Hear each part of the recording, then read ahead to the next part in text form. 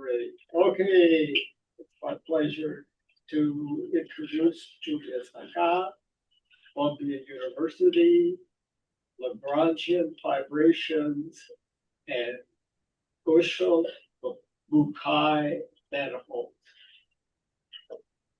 Giulia. All right. Thank you very much for the invitation. It's a pleasure to speak at this conference. I'm sorry I'm not going to be there in person. Yes, the title is Lagrangian fibration and Gushel-Mukai manifolds. Maybe though the Gushel-Mukai manifolds are going to appear only at the end, but I'll try to do my best to keep on time. So let me start by giving a sort of general, a little bit of a story of a problem here. So in the 90s, Markman and Donaghy-Markman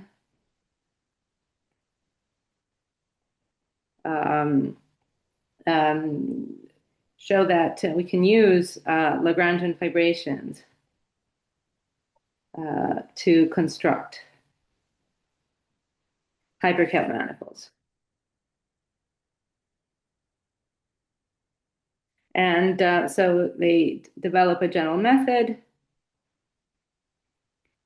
And if M is a hyperkähler or a holomorphic symplectic manifold, and say U is an open connected set of the Hilbert scheme that parameterizes Lagrangian. So parametrizing Lagrangian submanifolds of M, say we are in the setting of a projective manifold, then Donaghy-Markman show, they give conditions for when they show that if you take the relative pick naught of a family of Lagrangian submanifolds of a holomorphic symplectic manifold, this is always a quasi-projective Lagrangian fibration.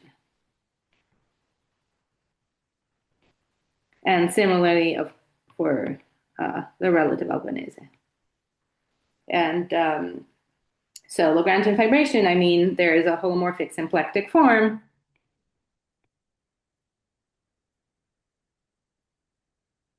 on the total space, and the fibers of the fibration are Lagrangian.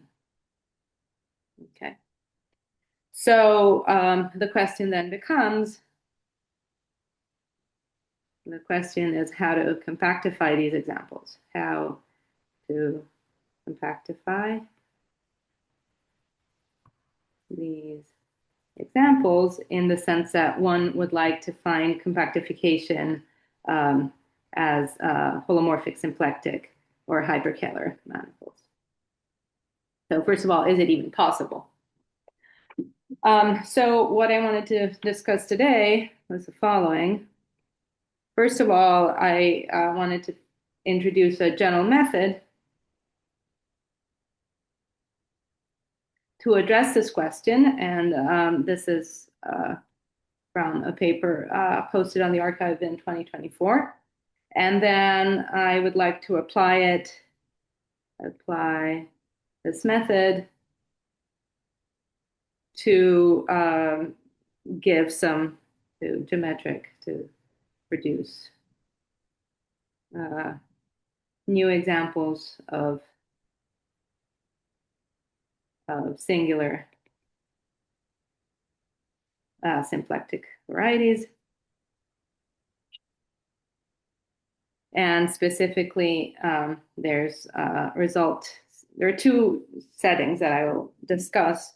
One is the content of a paper of Liu Liu and Chen-Yang Xu, and the other is joint work with Emanuele Macrì, O'Grady, and myself, and this is in progress.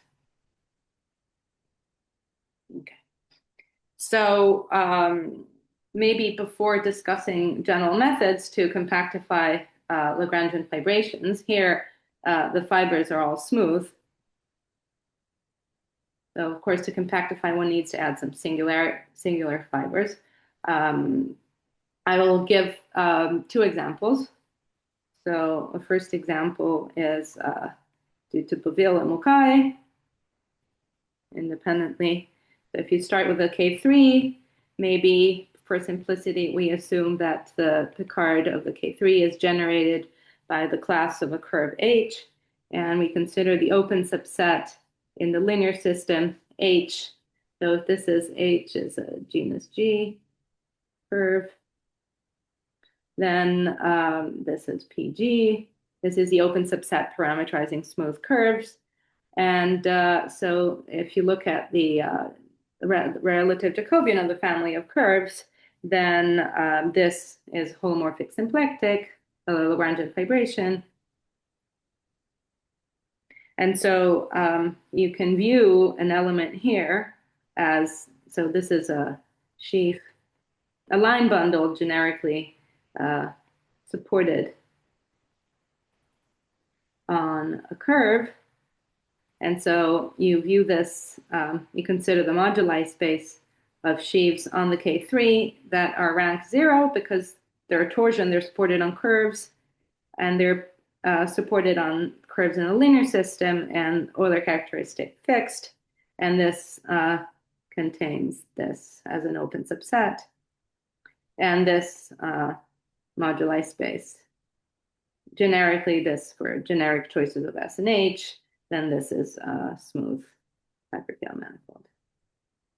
So an example, this is an example where the example of Donaghy-Markman, so applied to a hyperkähler manifold and a Lagrangian manifold, which are the curves in the linear system, is compactified using moduli spaces. Okay. And the other example that I wanted to give is, so goes back to Donaghy-Markman and worked with Laza and Voisin, and then worked on my own. If X is a smooth cubic fourfold. And so f of X, I denote by f of X the variety of lines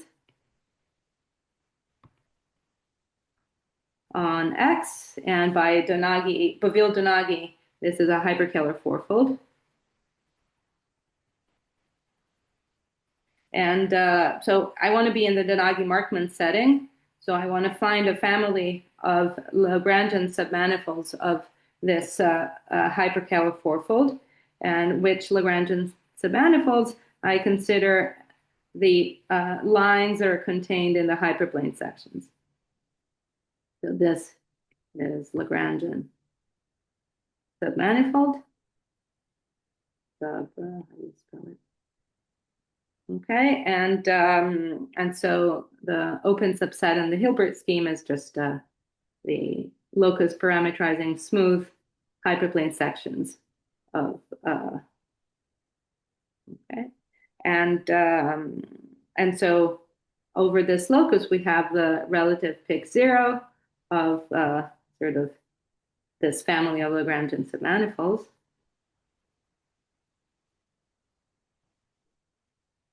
And so over a hyperplane section, I have the Fano of the cubic threefold, corresponding cubic threefold.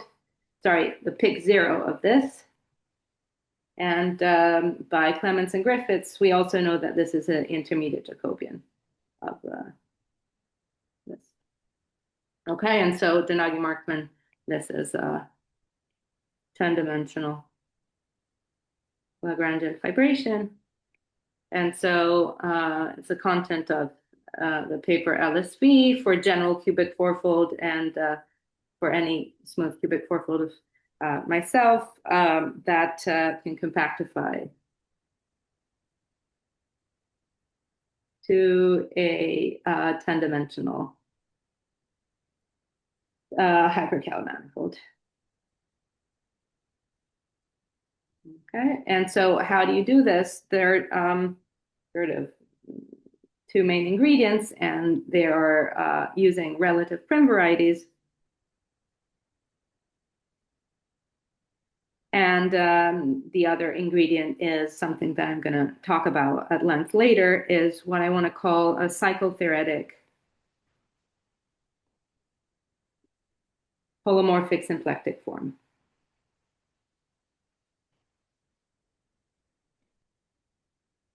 Okay, and so, you know, in this, okay, in the first example, the key point is considering the fibration as an open set of a moduli space. In this example, there is a very specific part.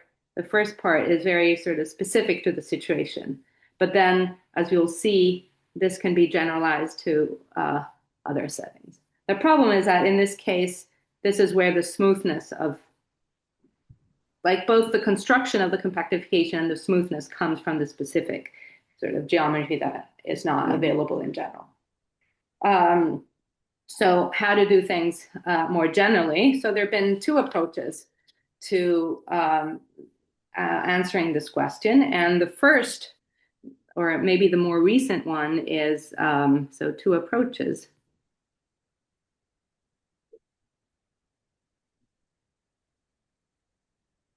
To doing a general. And the sort of one approach that I won't talk about today is this new effort using moduli spacing. So moduli spaces on higher dimensional hyperkähler manifolds. So if, you know, we treat K3 surfaces as the smaller dimensional hyperkähler manifolds, here we have moduli spaces on K3s by Mukai. They're very well behaved and we understand everything about them. And so can we treat these things like this as moduli spaces on higher dimensional hyperkähler manifolds? And sort of the approach is more recent, and the names that I should write here are O'Grady, Markman, Beckman, Bottini, and more recently, Guo and Liu. And sort of it's a very exciting development, but so far you can't recover the results like LSV or things like that from this perspective.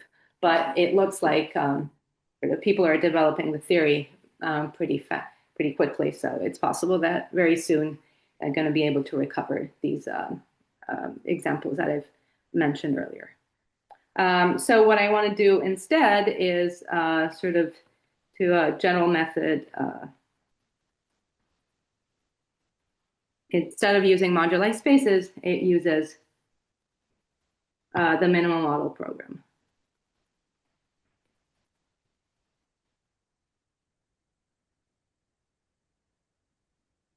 And this is, okay. And so before I can do that, I need to introduce some definitions. Definition, suppose V is a normal quasi-projective variety. Then V is called a symplectic variety. So now I'm going to introduce singularities to the symplectic varieties that I'm going to consider, and that's why I need some definitions. And it will be the case that most of the time when you compactify, you do add singularities.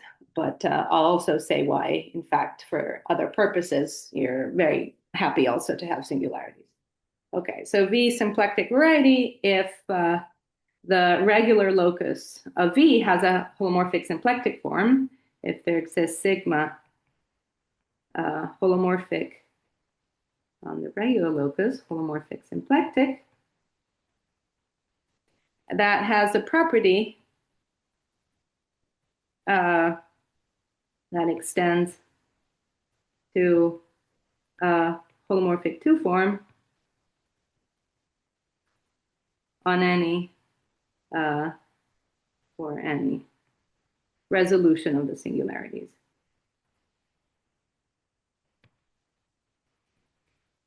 So it's a holomorphic set, holomorphic form, in fact, holomorphic symplectic form on the smooth locus of this normal quasi-projective variety, and I want it to extend to a holomorphic form on any resolution. This is a definition introduced by Bouville, and sort of the condition of this extension is automatic in case of some nice singularities, like terminal singularities, and sort of it seems like this is really the correct way to define symplectic varieties in the singular setting.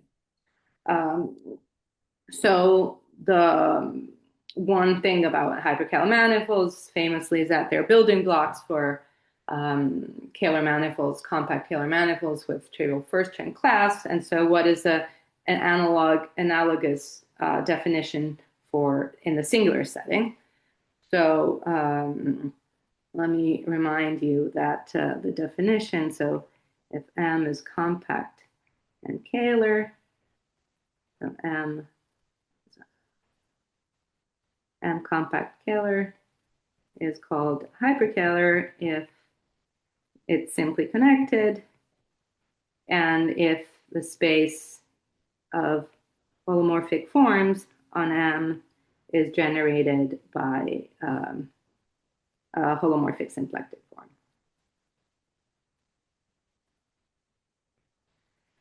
Okay, so what is the definition in the singular setting? So definition, and this goes back to many people. I'm not going to get them in alphabetical order, but Quebecus, Paternel, Turing, Drell, Baker-Len in the Kähler setting, and hopefully Schnell. So what's the definition? So M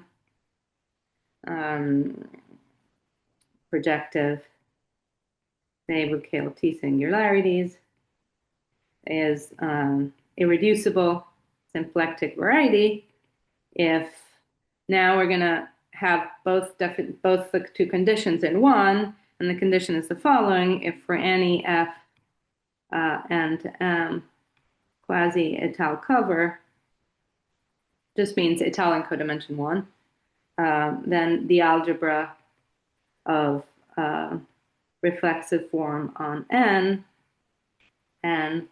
is generated by the reflexive pullback of the symplectic form on N or some.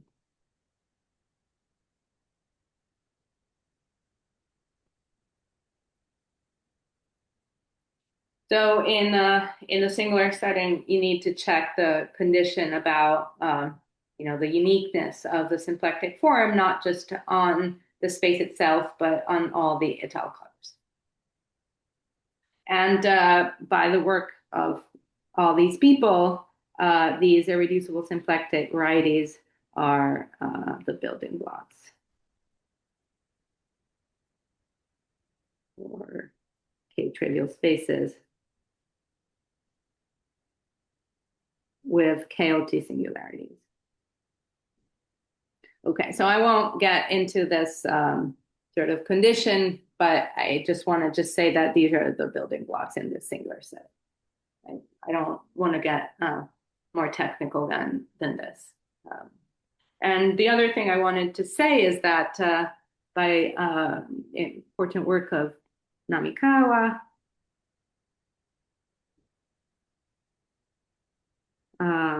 these singular symplectic varieties, when they're also Q factorial and terminal,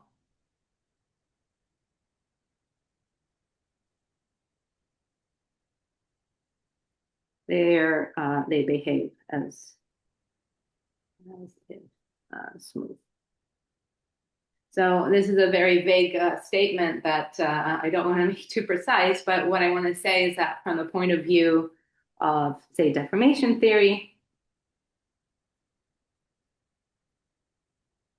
from point of view of Torelli, then they really behave if they're smooth hyperkähler manifolds. So they're particularly satisfying to work with because even though they have singularities, sort of the theory is sort of nicely behaved. Okay, so any questions so far?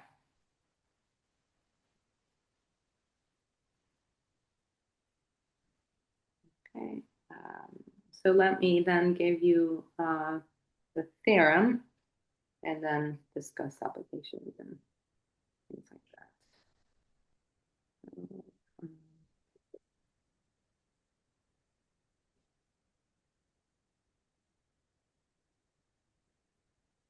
Okay, so let U be a normal. Okay, sorry.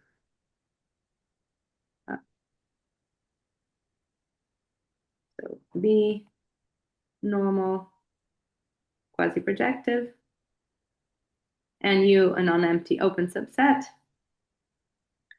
And suppose that MU is a quasi-projective holomorphic symplectic manifold. I can deal with a case where it's a symplectic variety in the sense I defined above Boville, but for simplicity, let me just do the smooth case right now. With holomorphic form, with holomorphic symplectic form, sigma mu, and let mu to U be surjective morphism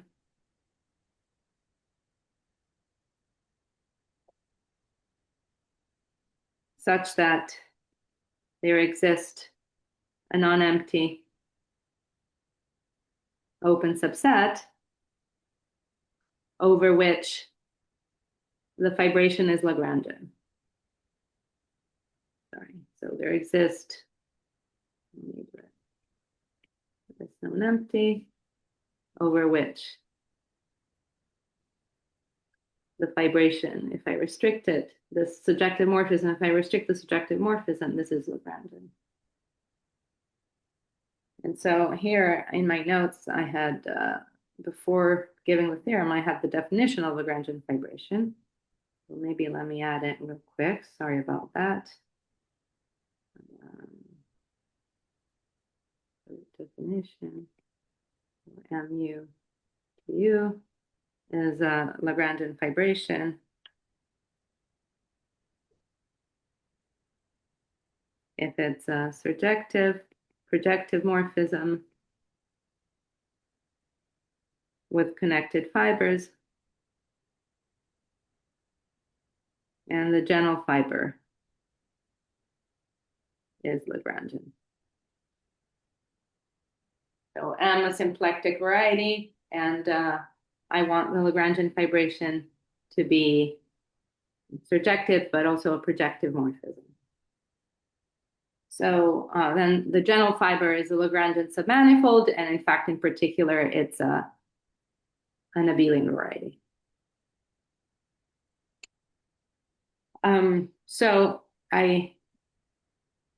in this setting, in this theorem, I have this fibration or this morphism, but the morphism, I'm not asking it to be a projective morphism, may not even be proper, but I want it to be a Lagrangian fibration, in particular projective, over a non-empty open subset. And this is sort of necessary for what we're going to do next. And you can think of the case where you have this is a family of abelian varieties. And then you're adding here, not say rank 1 degeneration of abelian varieties, but C star extension of lower dimensional, like 1 dimension less abelian varieties. So, so you can think of this morphism as the 1 over U as a partial compactification of the morphism over this open subset. Anyways, so So now the two assumptions are, suppose that U is what people called a big open subset.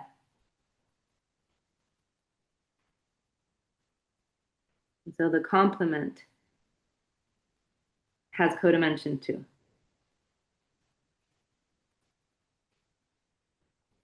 And B, the symplectic form, sigma mu, is what I call is extendable.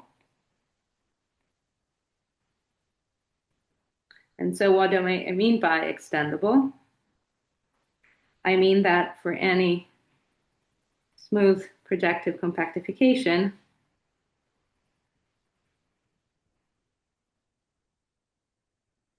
I have a holomorphic form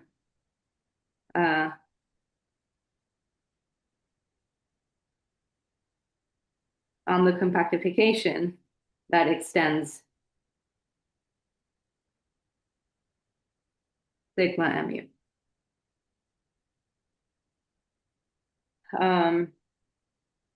So now I can write the conclusions.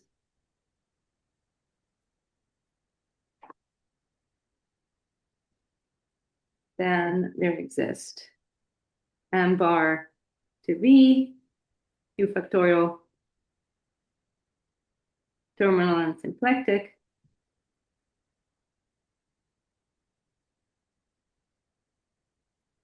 And moreover, if B is projective, then so that also M bar is projective. Sorry, there exist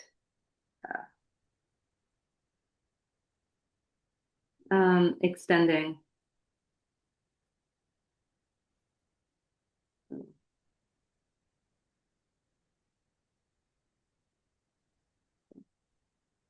extending.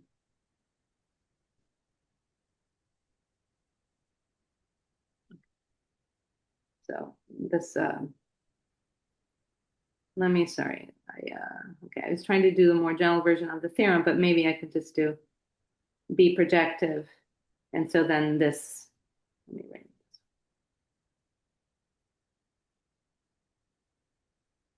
Okay, so then there exists a Q factorial terminal symplectic projective compactification.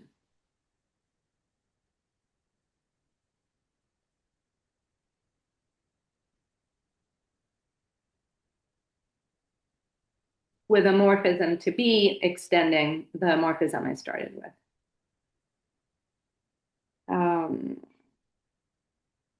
Okay, and then moreover,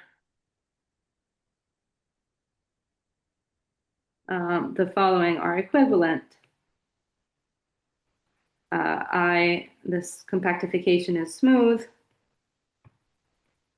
to the compactification is smoothable.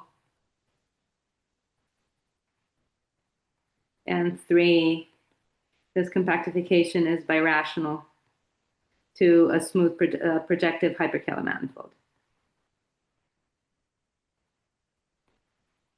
Okay, so sorry, it took me a long time to just state the theorem. So I start with the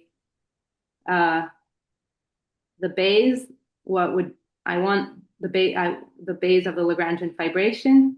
But I have the fibration only over an open subset. And I have this fibration, and I ask, when can I compactify by extending it over the whole base? And I can do that if this open subset where I have the fibration is big enough, has high codimension complement, and if I have this condition on the holomorphic symplectic form. And so I'm going to make a lot of sort of discuss this condition in a moment. Before I do that, let me make some other remarks.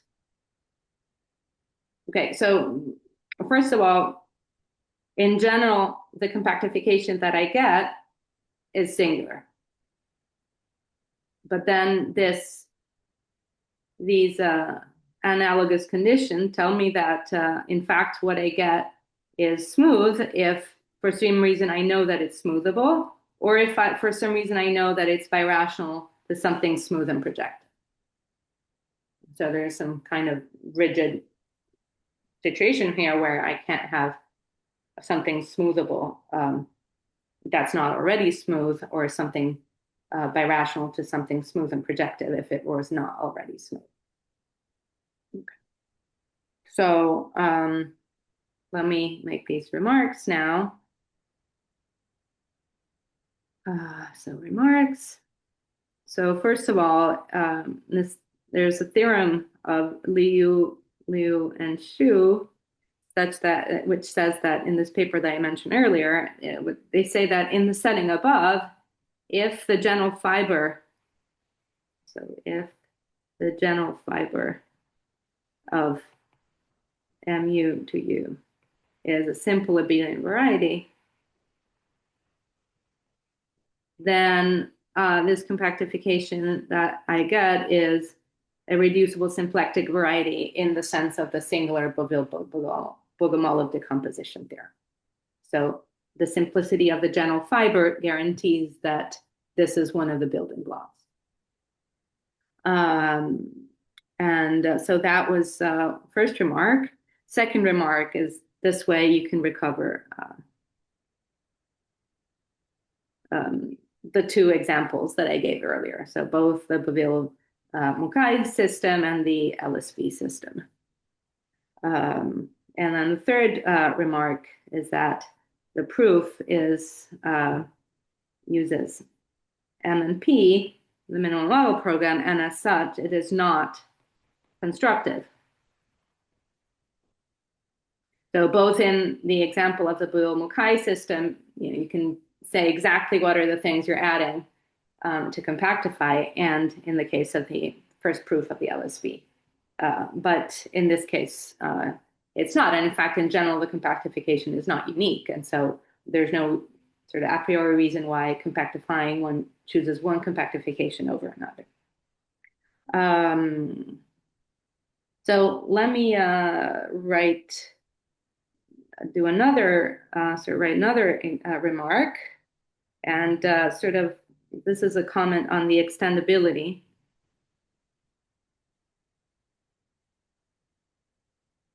condition on the symplectic form. And let me write now, this is often satisfied in geometric settings. And I'll discuss this at length. But first I want to say, so this was the condition. First of all, I don't know if there's a better name. I saw this condition in paper of Griffiths, the variation of the theorem of Abel, but I haven't encountered this definition in other settings. So in that paper of Griffiths, he gives a local integrability condition for a form to satisfy this. And of course, there's a mixed Hodge condition if it's in the right piece of the weight and the Hodge filtration. But if not, I haven't encountered this very often. But anyways, maybe people know better than me if there's another name for these.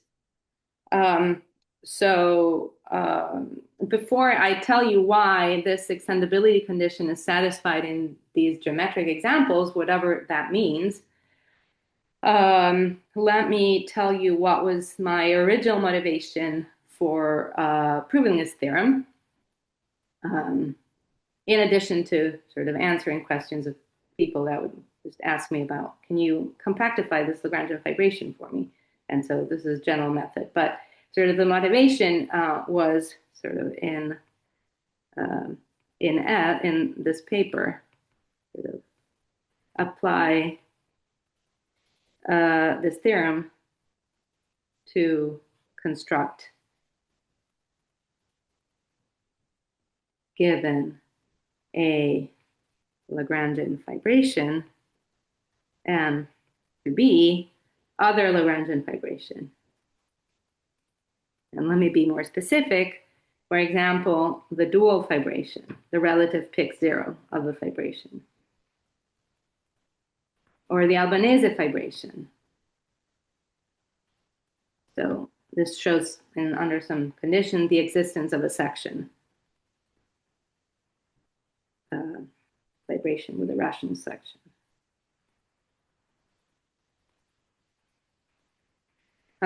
Other settings that, other fibration I used it in, given a Lagrangian fibration, I can consider different torsors over the same abelian group scheme and show that those two have a symplectic compactification or different fibrations that are isogynous. So I won't discuss this at length, but there's a whole other settings where one can apply this theorem. So what I want to apply this theorem today is these examples associated to Gushel-Mukai 6-folds and 4-folds. But before I do so, I wanted to discuss what I want to call the cyclotheoretic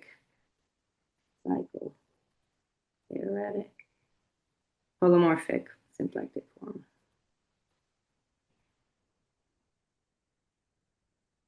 And this sort of comes from the LSB paper. And let me give you an example.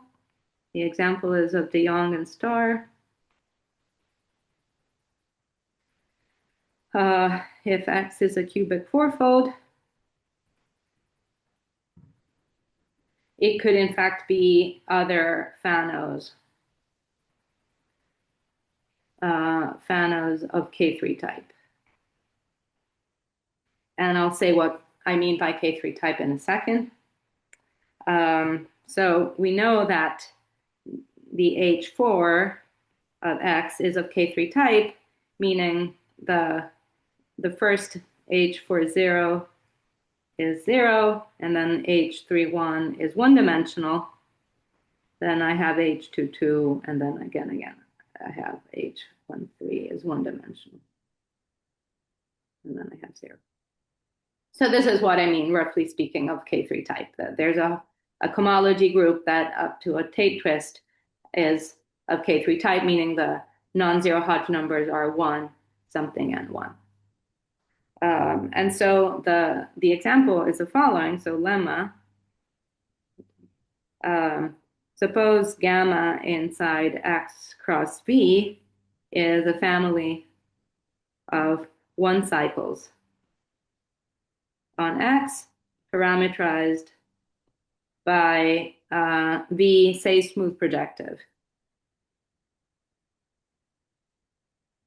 And then I can consider this family of 1 cycles as a correspondence between V and X, and I can pull back, use the corresponding to transfer the generator of the H31 on the cubic 3-fold to V. And this, I claim, is an extendable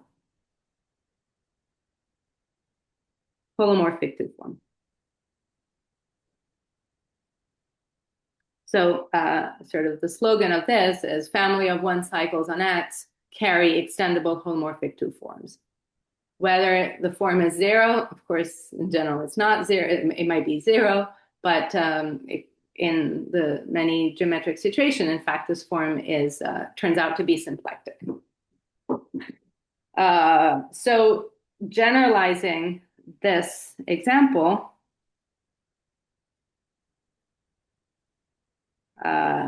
here I want to, so in the LSV, so the Nagy-Markman intermediate Jacobian fibration, U in the setting of the cubic 4-fold, sort of the surjectivity has, so, okay, how do I want to write it? Sorry, I just want to write it. So, so given the Nagy-Markman fibration, the surjectivity of the Abel-Jacobi mapping for cubic 3-folds implies the existence of a cycle, ZU in Chow, maybe with rational coefficients on the product of JU and X, that induces an extendable holomorphic form, symplectic form, in fact, on JU. And sort of this is the starting point of the compactification in LSB. And so the sort of, roughly speaking, the intermediate Jacobian fibration parameterizes one cycles on X. And so you get this cycle in the product that you use as a correspondence to define the holomorphic symplectic form. And any questions about this? So without maybe getting into too much details, let me just remark that there exists a more general setup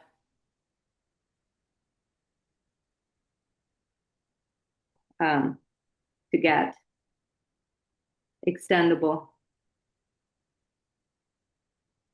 and holomorphic forms on families of intermediate Jacobians. And so intermediate Jacobians in the broadest sense, so Picard, relative Picard, or Albanese, etc. And this is sort of what I meant earlier in the theorem. Where's the theorem here? That I said that this condition here was often satisfied in geometric settings. That sort of in geometric settings, for example, fibrations in intermediate Jacobian, relative Pic, Albanese, etc., then the form I get is constructed with this sort of cyclotheoretic method that allows you to sort of use the Hodge structure of K3 type of either another hyperkähler manifold or a Fano like of even dimension with a Hodge structure of K3 type, like a cubic fourfold, like a Gushel-Mukai, as we'll see, of dimension 6 or 4. And sort of these are situations in which assumption B is satisfied. For assumption A, as I said earlier, if you can think of the fibration over the smaller open subset as just a family of smooth, with smooth fibers, so abelian varieties, and then you're adding something, maybe not like a projective, it's not a projective morphism, but you're doing a partial compactification. And this, in the given geometric situation, of course, you have to work in a case-by-case setting to verify that you can do this partial extension. Okay. So, and then the second remark is that, as I said earlier, you get these extendable holomorphic forms, which could also be zero. And the advantage of fibration in abelian varieties is that it's easier to check if the form is non-zero, and in fact, more specifically, if the form is non-degenerate. So if I have a fibration, so with a holomorphic 2 form, with isotropic fibers,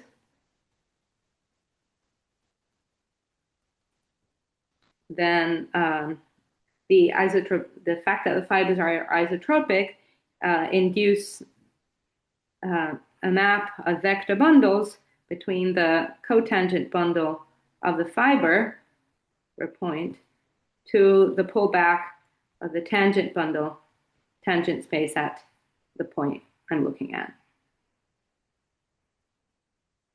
Okay, this is just, and so the statement is that the symplectic form is non-degenerate if and only if this sigma t is an isomorphism for every t. And so concretely, this is what we use to check that the cyclothreadic symplectic form that is defined on intermediate Jacobian fibrations using properties about the Abel-Jacobi map, if is concretely we can check if it's degenerate, non-degenerate or not using this observation. Okay. So what are examples in which all these things come together and actually where one can prove something? So 2 examples. So the first is the theorem of Liu and Xu in 24. So Fx in P5, a general cubic fourfold. So let me remind you that if I have a cubic fivefold,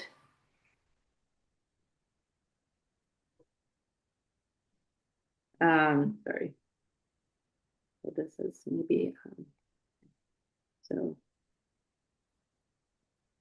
if W is a cubic fivefold, then the intermediate Jacobian of W is a 21-dimensional abelian variety, principally polarized. And for general W, it's simple. So now I want to look at the moduli space of pairs X, W, such that, so I fix X, general cubic fourfold, and I look at the cubic fivefolds that contain X. And sort of when you look at the correct moduli problem, this turns out to be a weighted projective space of dimension 21. And the statement of the theorem is that there exists sort of compactification. Okay, let me write it this way. Exist 42-dimensional irreducible symplectic variety to this B, which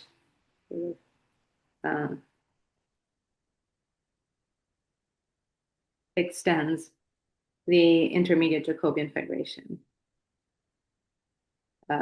of the smooth cubic fivefolds that contain X, the family of the and this, in fact, this is singular, but by a computation of the second Betti number, it's a new irreducible symplectic variety in the sense of the singular Boville-Bogomolov decomposition there. So that was sort of, and the proof basically is just whatever I've been talking about for the last 45 minutes. Then just everything comes together. You need to show that the conditions of the theorem are satisfied, and especially the tricky part in this case is understanding exactly what this space is, because you need to look at the correct moduli problem and check that the codimension 2 condition, that assumption A in the theorem is satisfied. Any questions so far? Okay, so in the remaining 10 minutes, let me talk about Gushel-Mukai manifolds. So Lagrangian fibrations associated to Gushel-Mukai manifolds of dimension 4 and 6. Okay. So let me start with the Gushel-Mukai sixfold. And so what is this? I consider the Grassmannian of Grassmannian 2, 5 which naturally in the where the Pooker embedding sits in P9. And I consider quadric section of the Grassmannian. And there's a 2-to-1 cover X of the Grassmannian that is ramified along this quadric section. So this, by definition, is a Gushel-Mukai sixfold. More generally, what is it? What is a W, a Gushel-Mukai n-fold? So I start with the Grassmannian. Now, instead of considering the Grassmannian in P9, I take the cone over the Grassmannian in P10. And I intersect it with a quadric and a linear subspace. Now, I think if I did my computation correctly, if the linear subspace of dimension n+4, then this should be W n-fold, and it's an example of Gushel-Mukai n-fold. So this, I can think of it as inside the cone over the Grassmannian inside P10. And I want to make 2 remarks. So remark, Gushel-Mukai manifolds of dimension 4 and 6 have a Hodge structure of K3 type. So in the case of the sixfold, it's the middle cohomology. In both cases, it's the middle cohomology, and it's this that is sort of one-dimensional. And in fact, it's more than this. They have a Kuznetsov component in the derived category of bounded coherent sheaf. Kuznetsov component is a K3 category. And so I don't want to get into this, but from many different perspectives, they behave very much like cubic fourfolds. And for both from the Hodge theoretic perspective and the derived category perspective, there are many reasons one might expect to construct hypertailed manifolds or singular holomorphic symplectic varieties from them. And so the other thing I want to say is, so maybe that was remark 1. Remark 2, if I look at Gushel-Mukai bifolds, for example, hyperplane sections of the Gushel-Mukai sixfold,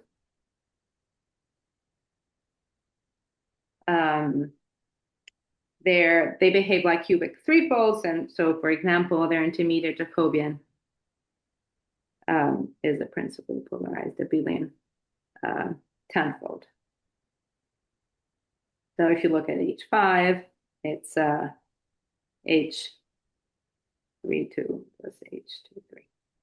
And they're simple. It's a simple for general Y. Okay, the last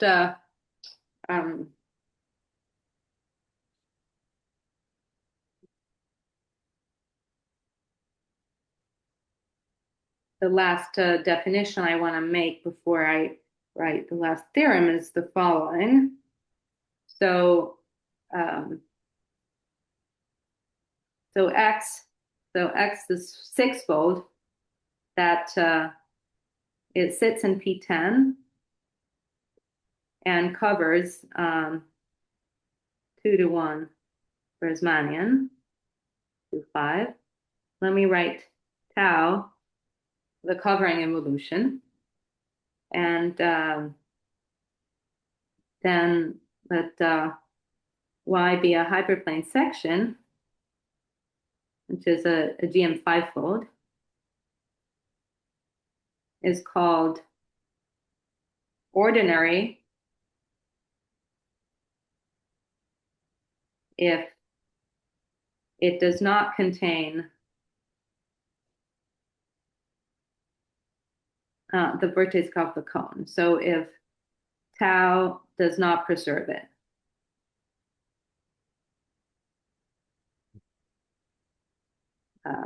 And it's called special if tau of y is equal to y. So in the covering involution, some hyperplane sections are moved around and some are preserved by the involution. So what's the setting? I have X in P10, and I consider the hyperplane sections.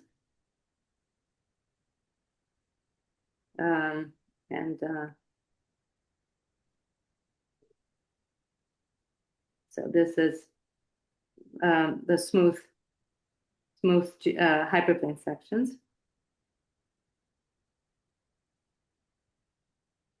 And I have the corresponding intermediate Jacobian fibration.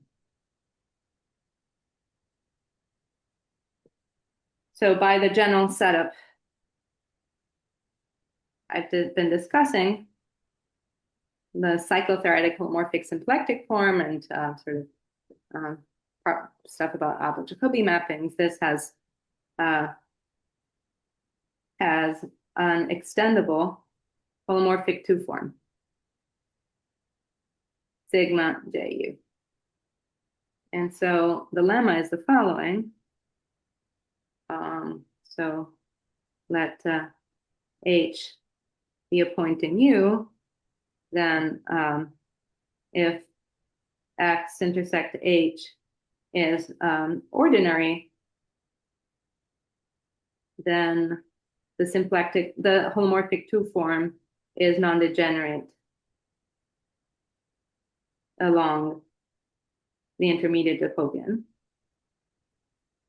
And 2, if the hyperplane section is special, then the form is degenerate. Okay, in fact, this is something that sort of Alex Perry and I had already observed in 18. And the reason is that there's the involution on the Gushel-Mukai sixfold induces an involution on its hyperplane sections. The ordinary ones are those that are non-fixed under this involution, and the special ones are the ones that are fixed. And so instead of considering the family over the P10, you need to consider it over the quotient by this involution. And the 2 fixed points here on this P10 are a P9 and a point, which correspond to the P9 where I have the Grossmannian at the beginning. So this is the P9 itself and the dual P9. Anyways, the point is that the fibration I'm considering does not naturally live on the P10, but it naturally lives on the P10 quotiented out by an involution that has as fixed points a hyperplane and a point. And so the theorem with Macrì and O'Grady is that there exists J bar to this P10 modulo, the involution, irreducible symplectic variety, compactifying the quotient of JU to U by this involution. And it's singular, and we haven't computed yet the Betty number, but it's probably going to be mu2. So I guess I have 1 minute, and I'll just say that this fibration is the same as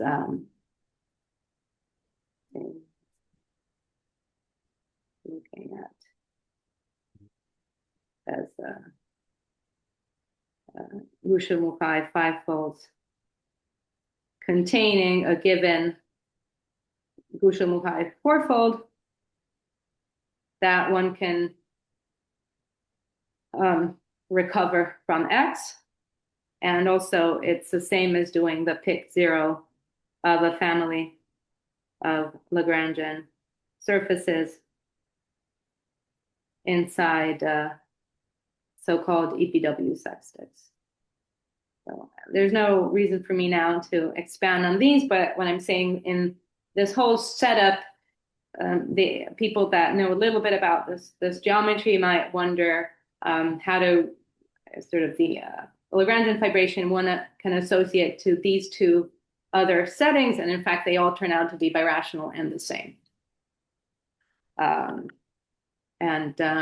So the proof of this is sort of checking that these all these things that I've been talking about can be applied in this setting, and specifically in the case of this, it involves a sort of careful study of the Abel-Jacobi maps for quadrics on these Gushel-Mukai fivefolds, which is what we do. So I'll stop here and thank you for your attention.